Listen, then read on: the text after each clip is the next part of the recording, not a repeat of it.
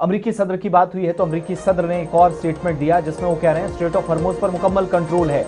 कशीदगी के बीच ईरान भी बिल्कुल ठीक और रिलैक्स मोड में ये वो तस्दीक कर रहे हैं, लेकिन उस पर जवाबी कार्रवाई की बात या पलटवार अमेरिका की तरफ से हुआ है।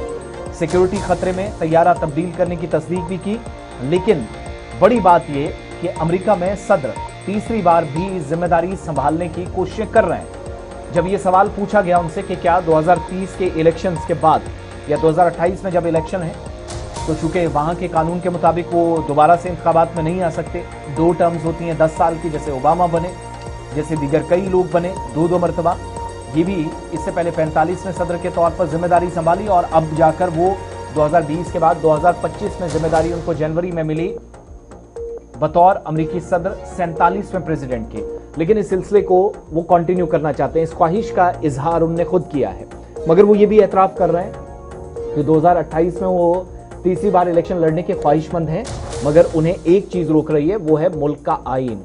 जो कॉन्स्टिट्यूशन है अमेरिकन का, वो उनके मुताबिक वो उसमें कैदोबंद है, लेकिन ये मानते हैं कि शायद आने वाले दिनों में बड़ी तब्दीलियां सियासी उफक पर खासतौर से अमेरिका के अंदर हों और सेनेट तक, वॉशिंगटन के अंदर, व्हाइट हाउस तक सरगर्मी आपको नजर आए।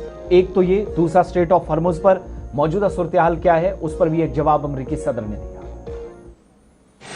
About taking a third term? Everybody asks me that question, and you know that the law is very strong on that. I'd love to run, but the law is very strong. I get asked by well, even tonight they're screaming at the event, 2028. No, everybody wants me to do it, but the law is very strong. Going fine, going just absolutely fine. We totally control the Strait of Hormuz. We have control over it.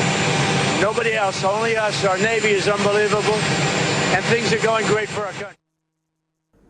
चलिए, अमेरिकी सदर को आप सुन रहे थे और बता रहे कि 2028 में दोबारा इलेक्शन लड़ने की ख्वाहिशमंद है, लेकिन जो अमेरिका कानून है या आइन है वो इन्हें रोक रहा है और हो सकता है कि आइंदा दिनों में उस वाले से ट्रंप कोशिश करे कि उस कानून या उस आइन को तब्दील करने की।